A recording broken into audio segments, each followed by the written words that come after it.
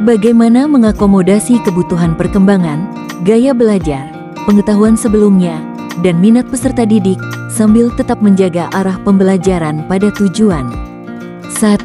Mengenal peserta didik. Penting untuk mengumpulkan informasi tentang setiap peserta didik, termasuk gaya belajar, minat, kebutuhan khusus, dan tingkat pengetahuan sebelumnya. Ini dapat dilakukan melalui observasi, wawancara, dan penilaian awal. 2. Diferensiasi instruksi. Sesuaikan instruksi dan materi pembelajaran dengan kebutuhan dan tingkat kemampuan individu peserta didik. Ini bisa berarti menyediakan pilihan dalam tugas atau aktivitas, memberikan bahan bacaan yang berbeda, atau menyesuaikan pendekatan pengajaran. 3. Variasi pendekatan pembelajaran. Gunakan berbagai metode dan strategi pengajaran untuk memfasilitasi gaya belajar yang berbeda. Ini bisa termasuk pembelajaran visual, auditif, kinestetik, atau menggunakan teknologi. 4. Penggunaan materi pembelajaran relevan.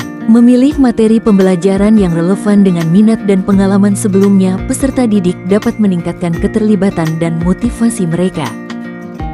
5. Memberikan dukungan tambahan. Untuk peserta didik dengan kebutuhan khusus atau yang membutuhkan bantuan tambahan, sediakan dukungan yang diperlukan seperti bimbingan individual atau kelompok kecil. 6. Umpan balik yang diberikan dengan bijak.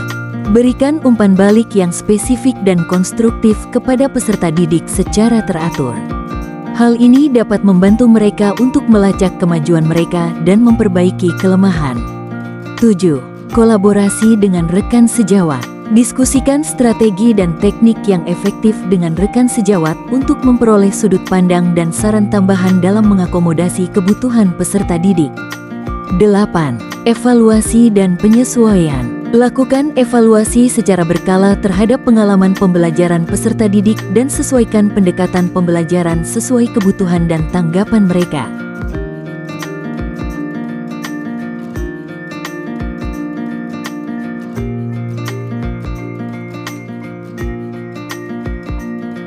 Bagaimana cara menyesuaikan rencana pembelajaran apabila ada perubahan kondisi untuk memaksimalkan keterlibatan dan efektivitas pembelajaran? 1. Evaluasi kondisi dan kebutuhan. Lakukan evaluasi cepat terhadap kondisi baru yang muncul, seperti absennya sejumlah peserta didik, masalah teknis, atau perubahan mendadak dalam jadwal. Tinjau kebutuhan peserta didik dan rencana pembelajaran yang telah disiapkan untuk menentukan penyesuaian yang diperlukan.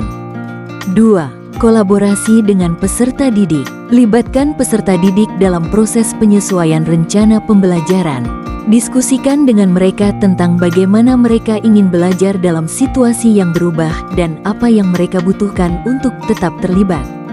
3. Penyediaan dukungan tambahan. Jika ada peserta didik yang memerlukan bantuan tambahan untuk menyesuaikan diri dengan perubahan, sediakan dukungan yang diperlukan, baik secara individual maupun dalam kelompok kecil. 4. Komunikasi yang jelas. Berikan informasi yang jelas kepada peserta didik tentang perubahan yang terjadi dan bagaimana itu akan memengaruhi pembelajaran mereka. Pastikan mereka memahami harapan baru dan prosedur yang diperlukan. 5. Evaluasi terus-menerus. Lakukan evaluasi berkala terhadap efektivitas perubahan yang telah dilakukan. Tinjau apakah peserta didik tetap terlibat dan apakah pembelajaran berjalan dengan baik. Jika diperlukan, siapkan untuk melakukan penyesuaian tambahan. 6. Refleksi dan pembelajaran. Setelah situasi telah kembali normal, lakukan refleksi terhadap pengalaman tersebut. Identifikasi apa yang telah berhasil dan apa yang bisa diperbaiki untuk menghadapi perubahan kondisi di masa depan.